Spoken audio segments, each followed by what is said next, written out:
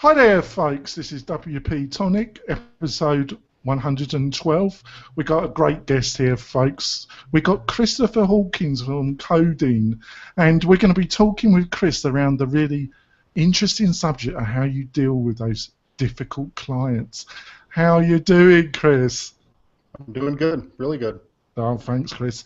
And I've got my beloved and patient co-host, John Locke. How you doing, John? Doing awesome. He's awesome today, folks.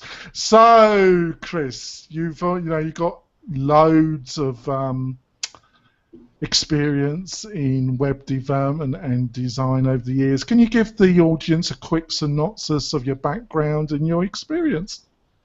Sure. I started out in the web business in the late 90s, doing big iron Fortune 500 HR apps for companies like ExxonMobil, The Gap, Goodyear, so on and so forth.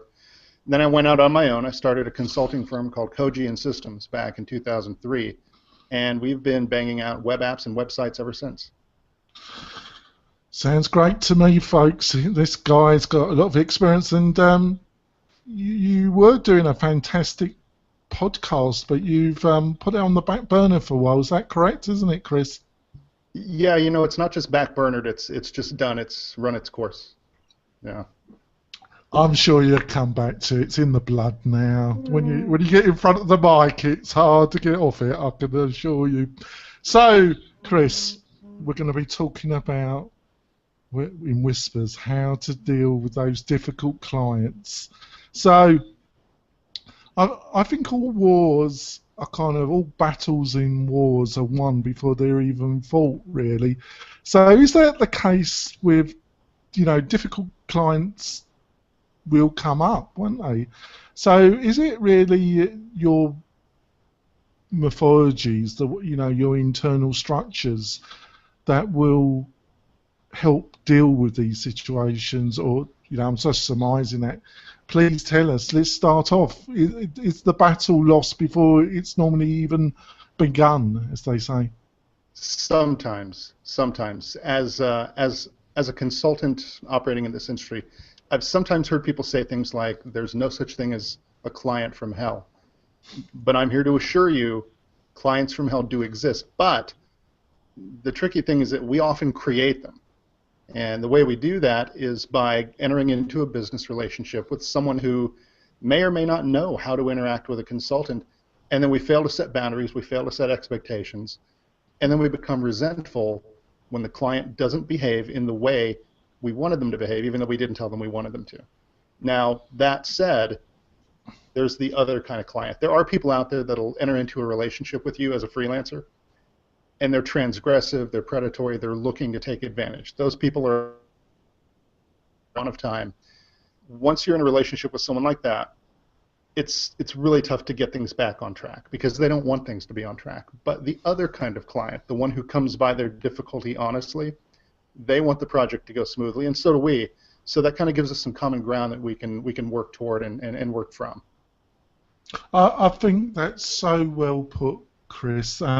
Actually, I had a bit of communication with a client yesterday, and they were getting a little bit, let's say, annoyed, but I considered most of the problems were being caused by them.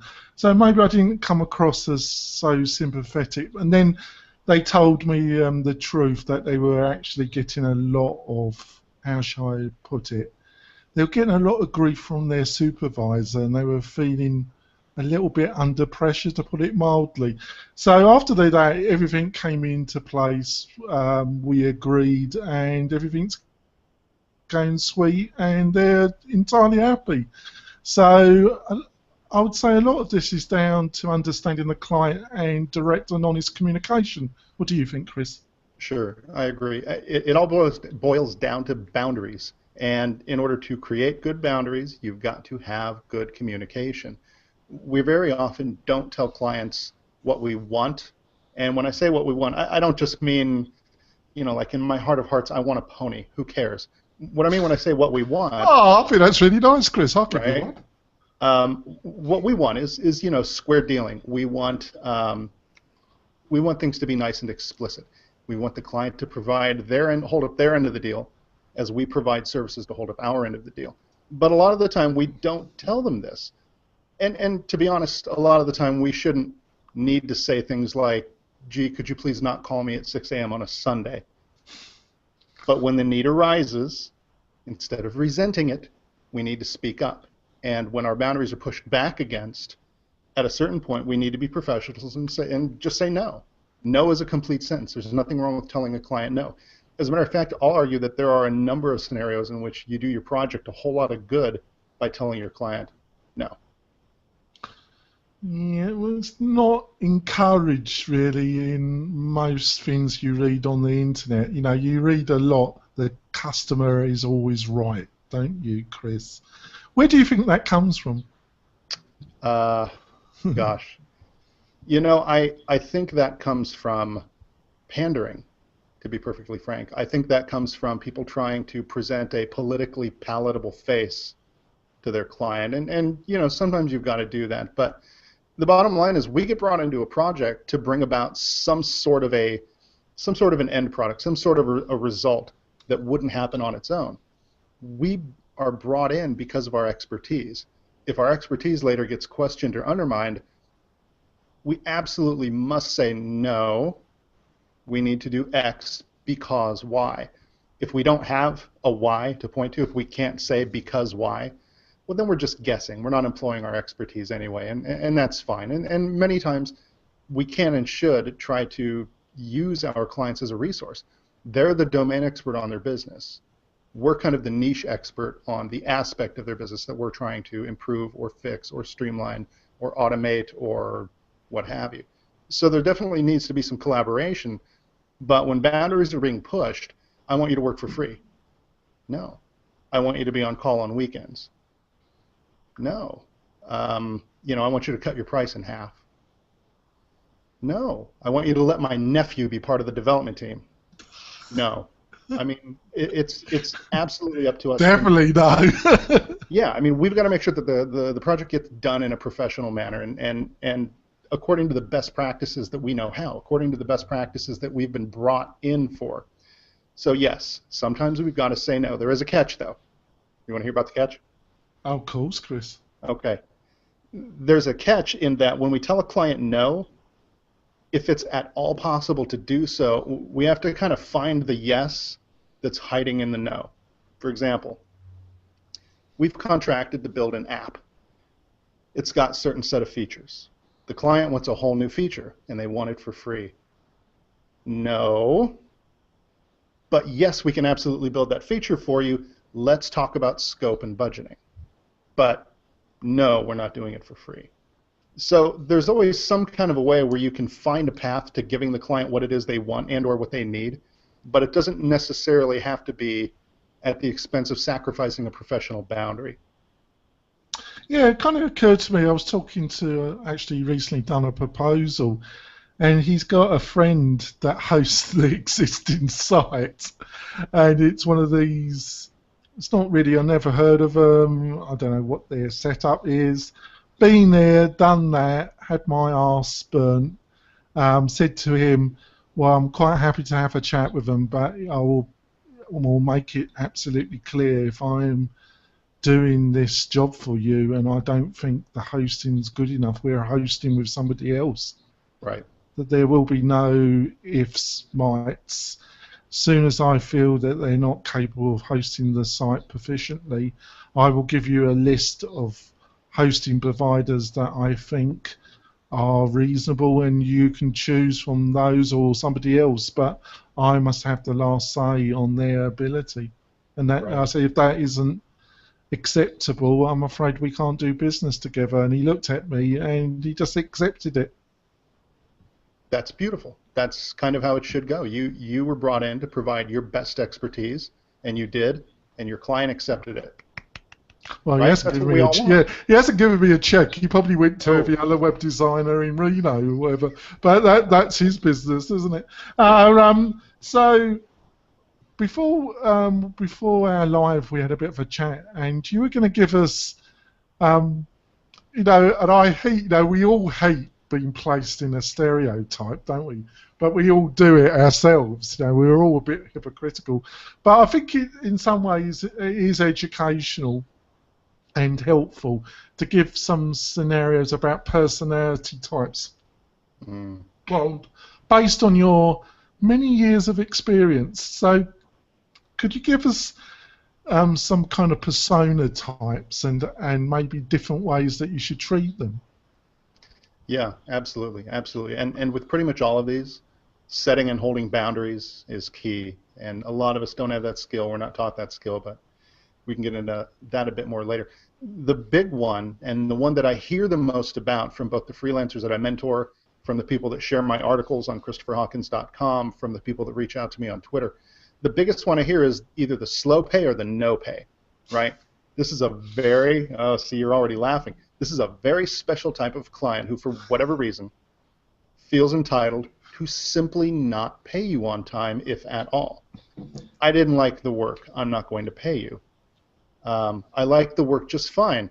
And I know we agreed to, 30-day terms, but gosh, company policy says 120 days. Things like that. The check is in the mail. My boss hasn't approved your payment yet. Things like that. These often boil down to value issues. Again, sometimes you end up dealing with that transgressive person who went into it looking to take advantage of you. Those are a rarity. Thank heaven for that. But very often these are value issues. Very often they're not bowled over by the work. And to be fair, a lot of these projects aren't really the kind where you can bowl somebody over. Oh, look, another 5-page brochure sign. But we should always shoot for that. We should always shoot for doing the very best work we can. We should always shoot for absolutely satisfying the contract. We should always shoot for hitting our deadlines, doing everything to the absolute best of our professional ability. And if we've done that, then we've done our part. Their part is to pay us. So the no pay, the slow pay, that's the big one. Another one that I hear a lot of complaints about, and it's almost the polar opposite of this, it's the radio silence, right? You've got this client, and it's always an urgent project, right? It's got to get done in 3 weeks.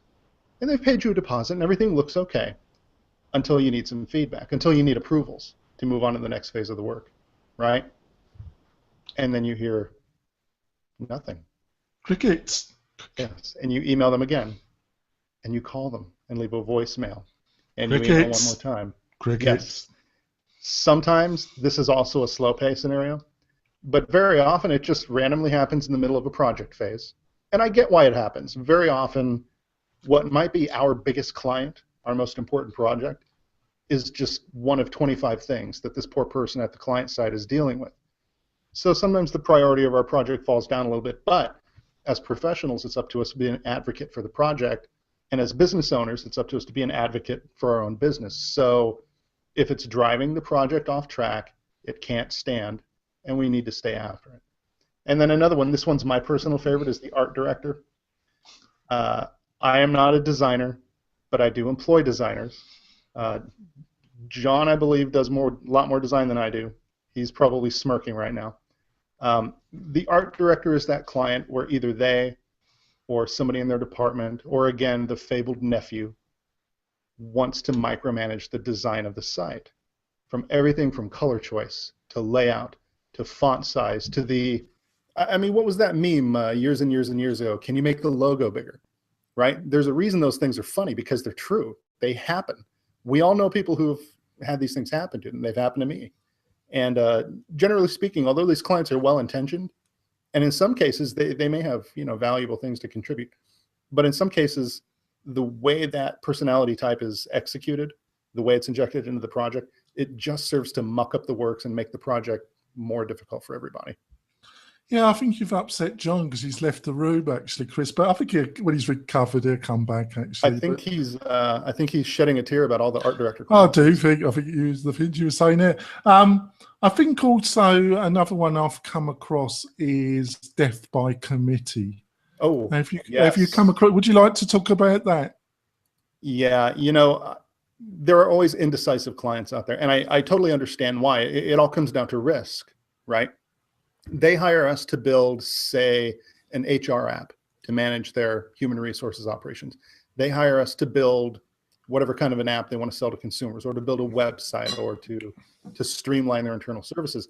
These things represent risk. They're putting in a certain amount of money and time and effort, and in return, they're looking to see some sort of a benefit. This is frightening. It's very frightening. And I think sometimes we forget that, we're sitting here at our desk, we've got our little pipeline of leads. We're thinking, gosh, just sign the deal and send the check already and we'll get to work. Let's do this. Forgetting that to these folks, if they roll the dice on us and we screw up, they get fired or their business craters, or at the very least, they lose their investment. Now, if everything goes well, fantastic. Everybody's eating lobster. So these clients will sometimes get bogged down in endless levels of management, endless levels of approval, endless levels of maybe this or maybe that. That's very tough to do. If you're disconnected from the process, if your point of contact is not the person who has ultimate authority over greenlighting the project, that can leave a freelancer in a really, really weak position. We just can't exert a lot of influence over the process that way. That's why I've started using paid discovery projects, discovery engagements at the beginning of a project. It helps to get in the room with the actual stakeholders. It helps to hear their actual concerns. It helps to hear the things that they're actually worried about so that we can address them directly and be part of the process rather than just being some disconnected entity on the other side of a phone that isn't being picked up. I think that's great. Can you, obviously you've been in this business for a long time, Chris. Can you maybe quickly talk about one project you did quite a while ago when you were maybe learning the ropes, not to the extent you know now, that on reflection you made some fundamental mistakes? Would you like maybe something comes to that you on reflection you learned from it? Probably my first 20 projects as a consultant, I made some form of an error or another. Let me go down the list. Letting somebody beat me down on my rates for fear of losing the work, right? Oh, let's see. Comping work, right? We contract to do X amount of work. I give them X times 2, and the rest of it's not for any kind of a charge, which is a really weird thing. Nobody would ever think of going to the grocery store and waiting until all their items have been rung up and then say, oh, wait, I want to add this head of lettuce, but I don't want to pay for it, right? But for whatever reason, they don't think much of asking. Well, you could do that, but you get a big boot up your backside, wouldn't you? They would say no because they have boundaries. They're professionals, right? Gosh, the art director thing. You know that thing about the nephew being part of the dev team? That actually happened to me, and I actually went along with it to my eternal chagrin and my infinite embarrassment. That was bad news. That was bad news. Outsourcing to the lowest bidder. Oh, there's another one. That was on me, though. That wasn't the client. I mean, you name it, and I've made the mistake. I've put up with the radio silent people. I've put up with the no pay, the slow pay. I've put up with the blackmailer. I'm not going to give you your payment for the first phase until you get started on the second phase, right? I mean, I've dealt with it all. It's embarrassing, really. It's embarrassing. The first probably 3 years of my consulting career, absolute embarrassment. I'm amazed that I managed to take home a single dime. Yeah, and I don't actually, that is not unusual. I was thinking, I actually think that's why I feel a lot of freelancers get out of freelancing after 2 to 3 years, because that is not that untypical. Well, that was great, folks. So we're pictured here really dark and dismal, very English, isn't it, folks? But when we come back from our break, my co-host will be taking over the interview, and I'm sure it will become sunshine, unicorns, and light, not the dismal darkness that I've been discussing with a very cheerful Chris. We'll be back in a minute, folks.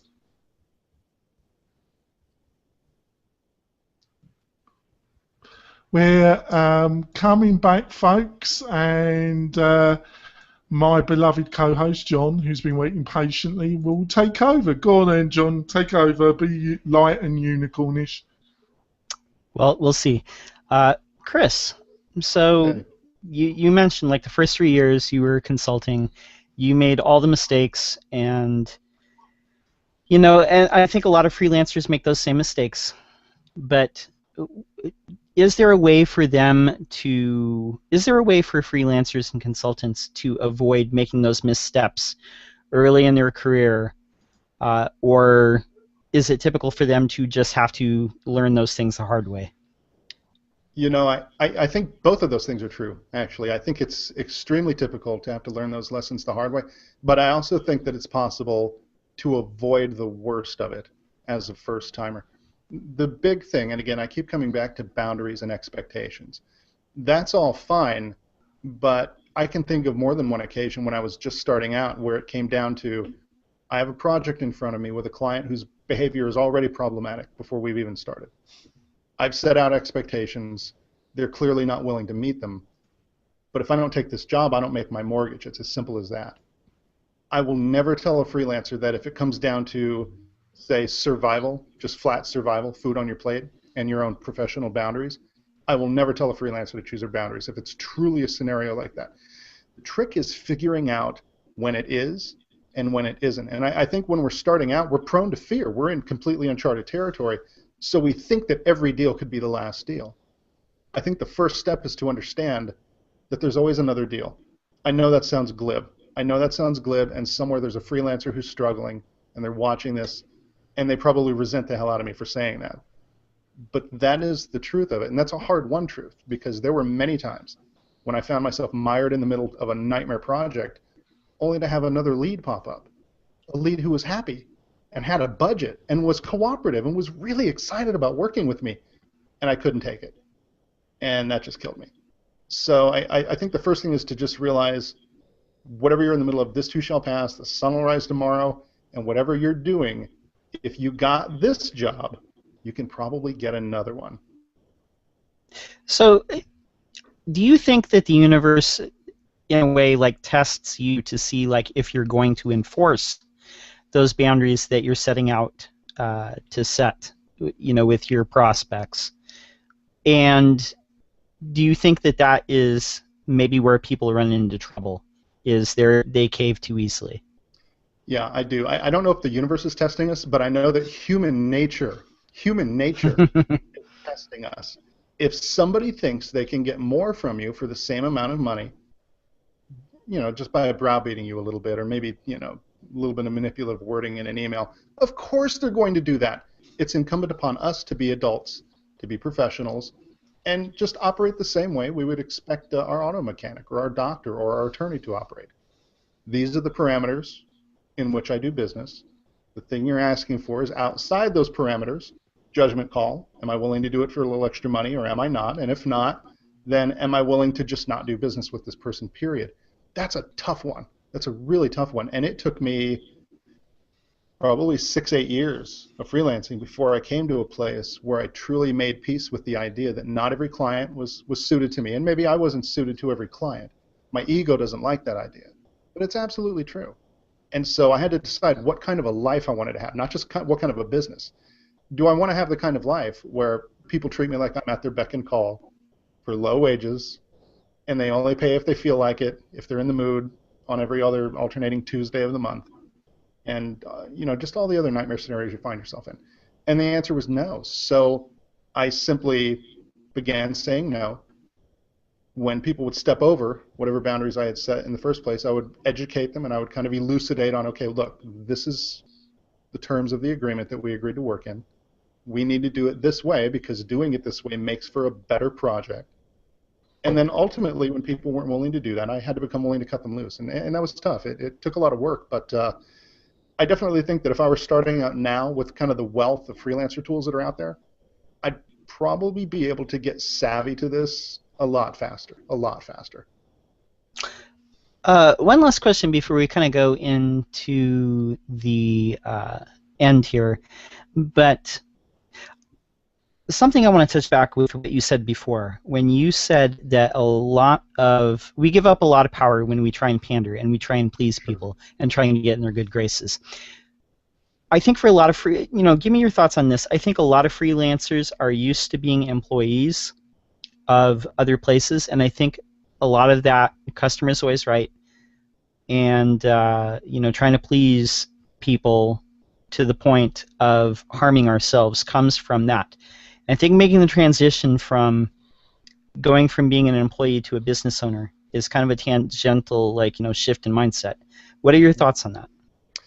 I think you hit it on the head. We're very accustomed to, for example, I mentioned earlier that I worked for a big HR software company. We handled big Fortune 500. My job was to sit at my desk, and my boss would shovel work into my inbox, and I would execute on that work, and I would wait for praise. Gee, boss, did I do a good job? I would wait for the accolades to come in from the client, and then some more work would get shoveled into my inbox, and I would dutifully go about shoveling it back out. This does not work as a consultant. If you want to be a contractor, fine, because that's effectively the same thing. The only thing that changes is your tax form, W-2 or 1099. If you want to be a freelancer, the key word here is free. A freelancer has agency, not an agency, but agency as an individual. A consultant has agency as an individual. Our clients want us. They want us to stand tall and behave like professionals because it benefits their projects. They get a better return on investment when we do that.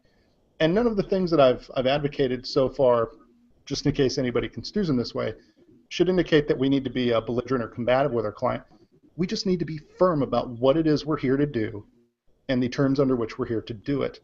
And doing so is going to make things much better for everybody. So yeah, John, absolutely. Bringing that employee mindset into the freelancing and consulting world, it's really going to limit you. And in a lot of cases, when somebody ends up washing out of that world after a year or two, it's because they never were able to let go of that mindset. And so effectively, they were trying to function as an employee doing consulting and freelancing work. It just doesn't work. Yeah, definitely. So we like to close out these segments with just asking about some of your favorite motivation or business books. And you listed The Charisma Myth, Looking Out for Number One, and Peopleware. Tell us a little bit about each of those. Okay, The Charisma Myth is, I'm not sure how new the book is, but it's new to me. It's by Olivia Fox-Cabane. Apologies if I'm not pronouncing that right, Olivia. And the title sounds very glib, The Charisma Myth, right? Anything having to do with charisma, it sounds like some smarmy sales stuff. But the book is really interesting. It's basically a way to break down charisma as a set of psychological and mental hygiene skills. It's a mindset, it's a perspective, it's an attitude backed up by behaviors. It's not just some magical pheromonal born with it thing that oozes out of you. It's actually a set of habits. And as a dyed-in-the-wool geek, I found it really interesting to think, oh, well, wait a minute, so you mean I can actually hack my psychology for greater charisma, to be more influential, to be more commanding when I'm dealing with clients, to engender more trust when I'm trying to close a deal. That sounds fantastic. This sounds so goofy. I almost hesitate to say it. That book is almost life-changing. It's almost life-changing. If you've ever suffered with this feeling of disconnectedness or isolation, if you've ever suffered from the sense that you're not able to impart a sense of power, a sense of trust, a sense of authority or competence with clients, with your friends, with whoever, read this book. Goofy little habits and mindset shifts and stuff, and it's fantastic. It's not magic. It's just work. It's a skill, just like development. Definitely check it out. What was the second one? Looking Out for Number One. Thank you. My diabetes medication messes with my memory a bit, so bear with me. Looking Out for Number One is a very old book. It's by Robert Ringer. I believe it was originally written in the late 70s. And the title, God, it just sounds so 80s, doesn't it? Looking Out for Number One. And in some ways it is very, very go-go, very me. But if you boil the book away, again, it's a mental game book. It comes down to mental hygiene. It comes down to the idea of accepting that I am the most important person in my life, and I need to treat myself as though I'm important because that acts as a signaling factor, which then gets other people to treat me as though I am the most important person in my life. I am a person worthy of respect. Boundaries with clients, boundaries with friends, anything that's going on in your life. Looking out for number one is just kind of a mindset that keeps you focused on the fact that this is my life, this is the only life I get, so if I want it to go the way that I want it to go, I need to behave in a certain way that's going to help me interact with people in such a way that they'll go along with that. You know, we all have to make deals on a daily basis with each other to make a way through life, so fantastic book. It's maybe a little bit on the hard-nosed side for some people, but I dig that, so what are you going to do? And then the last one is Peopleware. Oh my God, Peopleware. I'm sure you've read Peopleware, right? I have not. Oh, you're killing me, John. You're killing me. Okay. Peopleware is kind of it's the, I hate to use the word seminal, but it is the book. If you want to understand how developers work best, the kind of conditions under which they work best, the way they communicate best, the way to run a project among software developers best, Peopleware is the book. Peopleware is the book that some number of years ago Joel Spolsky famously used to back up his case for building individual offices for every single developer at Fog Creek at a time when an open plan framework was kind of that kind of bullpen model that unfortunately still persists to this day. It delves into developer psychology and productivity. Anybody who's working in any kind of a capacity where they write any kind of code, if you're a DBA, if you're one of those weirdos that uses Angular, if you're doing, WP Dev or Big Iron Unix, Oracle systems, read this book if you haven't. It's one of those ones that's almost foundational in a lot of the things that we do these days, but it's kind of been lost to time a little bit. Really valuable stuff. Really valuable stuff. I'll check it out. Yeah. Oh, yeah. And and lastly, your 3 success and leadership principles, you listed: ask lots of questions and care about answers, follow the money, and be kind when you can afford to be, and hard-hearted when you must. Tell me a little bit. Asking a lot of questions. Asking a lot of questions, especially in business, but even just making friends with people, getting along with human beings in life in general, which is a really important skill for getting by in business. Asking a lot of questions gives you 2 things. Number 1, it gives you a sense of connectedness, and it gives you a frame of reference. For example, in my early example, when I was an employee, they shovel the work into my inbox, I build my widget, I set my widget on the conveyor belt, and then I watch it go out of sight. Well, as a consultant, it suddenly became incumbent upon me to say, wait, where did the raw materials from this widget come from? What kind of contractual terms were negotiated for those raw materials? Why is this person constructing the widget? Where does the widget go when it goes down the conveyor belt? To whom does it get sold? What does it get used for? So the idea behind asking lots of questions is just to have a more expansive worldview. If you want to boil that down to micro, it's to have a more expansive project view. It's to have a more expansive view of how our clients do business, to understand why they make money and how and where it comes from and what that money is in aid of and how their operations work. Understanding the relationship between all the different pieces that go into making not just a development project, but the client of a development project, what goes into making a business model. The more we know about these things, and I know this is a little unnatural for a developer, but the more we know about these things, absolutely the more effectively we can behave as freelancers, consultants, people who provide value to the entire business process. The second one was? Follow the money. Right. That's just good sense, man. There's a reason why there are so many people out there selling marketing information, right? That's got a very direct correlation to someone's ability to make money. I think it was Rob Walling, don't quote me on this, but I once heard somebody kind of classify things as there are, vitamin products, there are aspirin products, there are steroid products, and I think the same thing applies to services. If I'm just selling websites, okay, so what? What is that in aid of? Well, I'm selling websites that specialize in lead generation. Oh, that's a little more interesting. I sell websites that are optimized for, whatever, converting opt-ins into sales. That's even more interesting. I'm selling a subscription service that does X. Whatever we're doing, we need to find a way to tie it back to revenue. Even if you're doing something boring like maintenance program, even if you're doing something like the aforementioned HR application for keeping track of OSHA violations in the workplace, somehow, somewhere, our projects have a relationship to money as an outlay, as a savings, as a cost, as a revenue driver, something. And if we can't figure out how our projects relate to the flow of money within a client's organization, we're going to have a really tough time pitching budgets. We're going to have a really hard time closing deals. We're going to have a really hard time upselling additional work when it becomes available. So being aware of that, seeing where the money flows from, where it flows to, and how it interacts with our project, really, really vital. And then the last one about being kind when you can afford to be, being hard-hearted when you must, that all comes back down to boundaries again. I like my clients. I have great clients. Ask me why. Ask me why. Why do you have great clients? because I've fired all the rotten ones. Okay? I like the people that I work with on a daily basis. I really do. And I'm happy to be kind to them. I'm happy to help them out. I do comp an hour here and there when I can help somebody out with something. I'll gladly take a look at something if it's acting weird. No charge. It's the little things, right? You've got to be human with people. This is a business of human beings, human interactions, human relationships.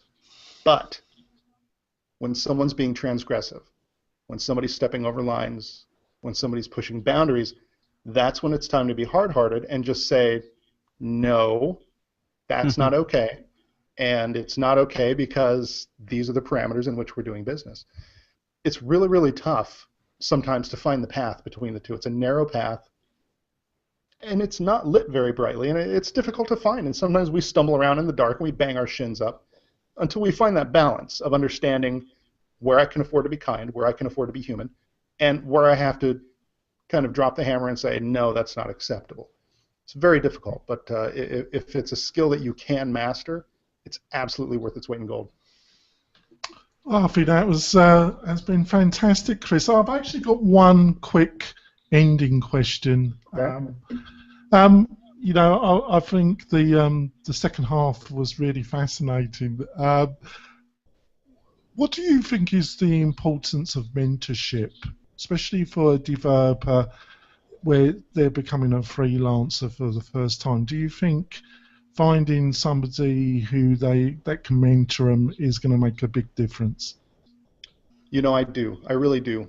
Back in the early 2000s, my mentors were people that I just read their blogs, right? And there really wasn't a whole lot of that going on. Nowadays, now you're really talking.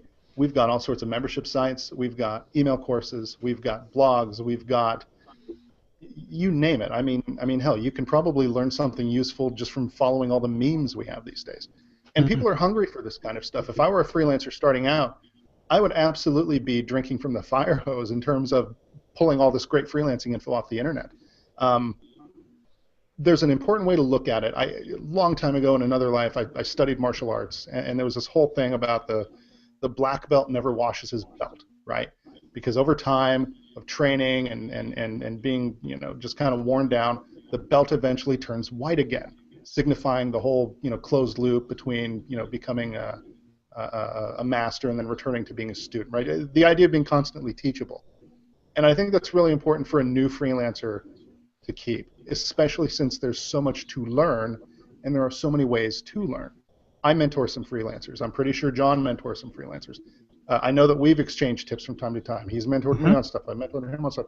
Yep. I've got a couple of hundred students who have signed up for my Conquering Client Conflict email course. And I've had a couple of them email me and say, hey, Chris, what about this? Oh, well, wait a minute. I thought you were learning from me, and yet you just emailed me and dropped a great tip on me. You never know where you're going to find a piece of gold that you can plug into your business and make hay with it. So yeah, absolutely. It's a huge thing. If somebody can get a one-on-one relationship with somebody slightly ahead of them, great. If you can join a mastermind, fine. If you can't do any of that, read. We're geeks. We love to read. I know we do. Read. It's really that simple sometimes. But yes, it's absolutely important to get some kind of mentoring from somewhere. Oh, it was fantastic, Chris. So how can people, we're going to end the show now. I think it's been fascinating, and thank you so much for coming on, Chris. Sure. So how can people, what's the best way for people to contact you? And is there any kind of product, service that you would like to plug and tell our audience about? Well, your best bet, if you just want to keep up with me and what I'm doing on a daily basis, you can find me on Twitter at Chris_Hawk. If you if you want to follow my blog, I send out articles regularly to my mailing list along with other tidbits like appearances on fine podcasts like this. You can find me at ChristopherHawkins.com. And then finally, if for whatever reason you're a freelancer and you find yourself dealing with the kind of difficult clients that we've been talking about in this episode and you're not quite sure how to deal with them, you can join my free email course called Conquering Client Conflict. It's a 10-part course. I'll send you one email for 10 days, and I'll probably hit you up at the end to buy my book. Feel free to pass on it if you want to, but God's sake, sign up for the course. It's at ChristopherHawkins.com/free-course, and I guarantee you won't regret signing up. Oh, I think I'm going to be signing up. John, how can people get hold of you and learn more about John Locke? Sure. Well, first off, I want to say too, like, definitely take that email course that Christopher is putting out there. It will teach you a lot. But if you want to get a hold of me, you can find me at my website, which is lockdowndesign.com. And if you want to follow my exploits on Twitter, you can follow me at lockdown_. Jonathan, how do the fine people get a hold of you? Well, fundamentally, the quickest way is either on Twitter, and my Twitter handle is at Jonathan Denwood. Professionally, LinkedIn. If you send me a LinkedIn message, I will reply. Or you can email me at jonathan@wp-tonic.com. And do remember, folks, we're a WordPress maintenance. We do all the work so you can concentrate on building your online business. And there's only so many balls that you can juggle, folks, effectively. So we become your web maintenance, design, development people that are always there to help you.